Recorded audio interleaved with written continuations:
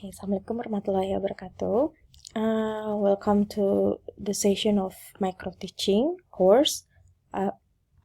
Today topic is about teaching and learning process. So I'm going to highlight a little bit here from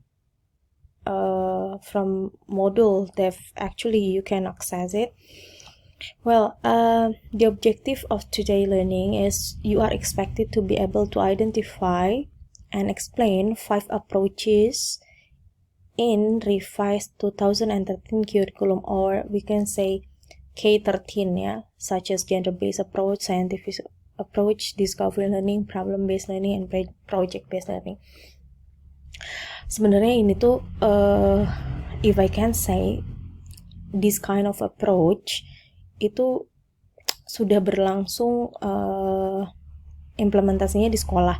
Makanya saya mau untuk micro teaching sesi ini saya akan memberikan beberapa nowadays approaches dari yang sebelum previous lesson. I've given you some kinds of approaches, tapi biasanya di SMP sekarang sudah menggunakan approaches ini di kurikulum K13-nya.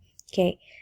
Supaya biar kalian paham di approach-nya, detailnya, you can explore, you can read deeply about this approach. You learn about it. You try to find some information or some, what we call it, the samples or the videos of using or implementing this kind of approach from YouTube, okay, or any other videos. Okay, sekarang yang mau saya jelasin adalah at least there are 5 approaches in revised 2013 curriculum, such as gender-based approach. What is gender-based approach? So gender-based approach here is emphasizing on the students mastery different text types. Biasanya kan sekarang tuh di SMP ataupun SMA they learn about gender-based text atau lebih ke gender-based approach. Mereka belajar narasi, argumentatif, essay, recount, narrative. Nah, mereka belajar berdasarkan teks.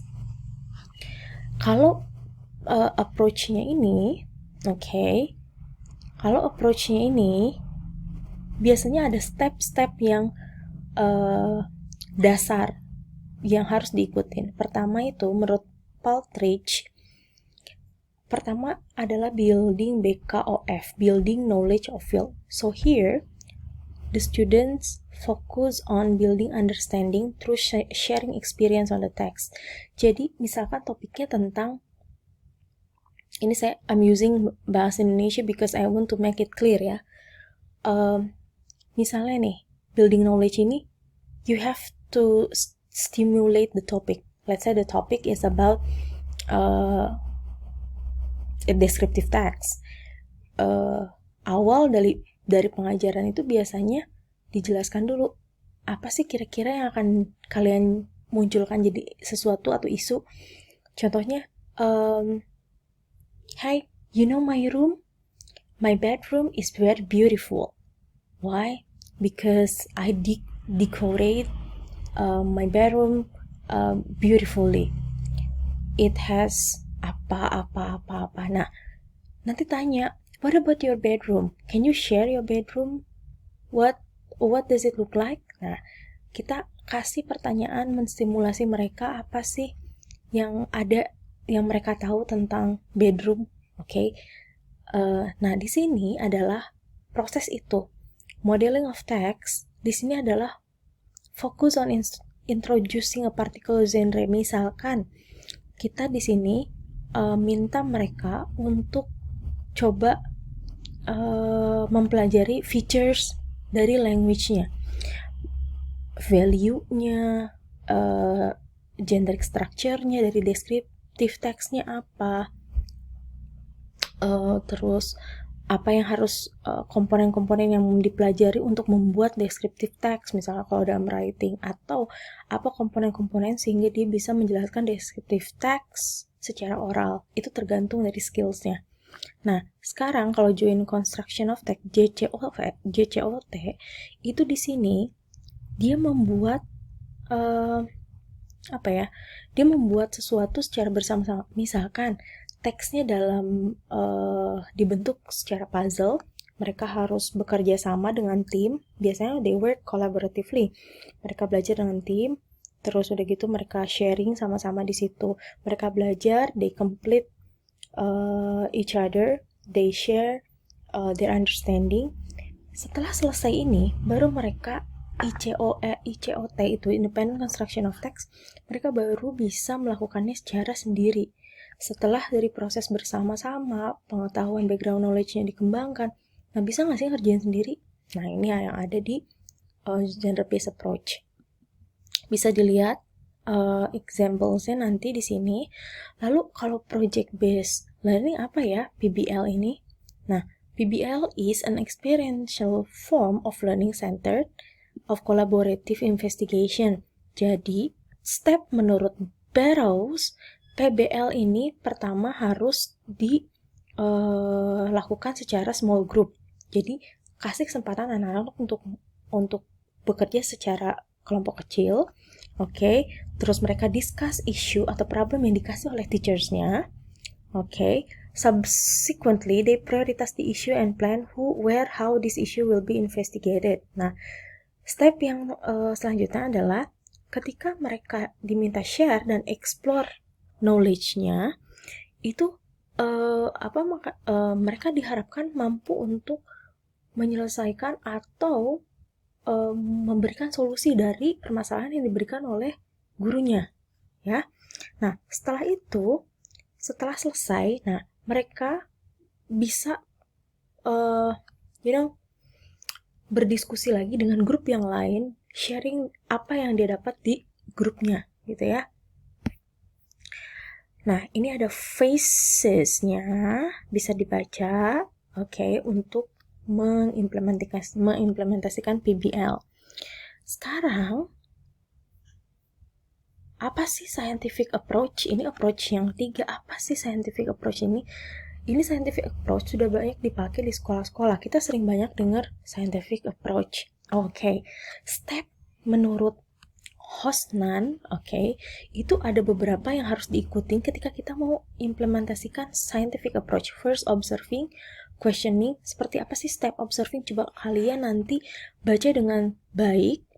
Observing step-stepnya apa saja, questioning, experimenting, associating, ini adalah kegiatan aktivitas di kelas. Ya, jadi harus diimplementasikan ketika mau scientific approach, berarti step ini harus ada ketika ngajar. Next, discovery learning. Apa sih itu? Discovery learning is one of teaching method in curriculum 2013. Nah, these activities are suitable to implementation of student-centered learning that puts teacher as just a facilitator. Jadi teacher itu isinya sebagai facilitator or someone who can help student or give student hand if there are some difficulties, coming from the students. Nah, apa aja ini stepnya? Stepnya ini ada simulation, problem statement, data collection. Nah, ini step-step ini harus diikutin juga di kelas.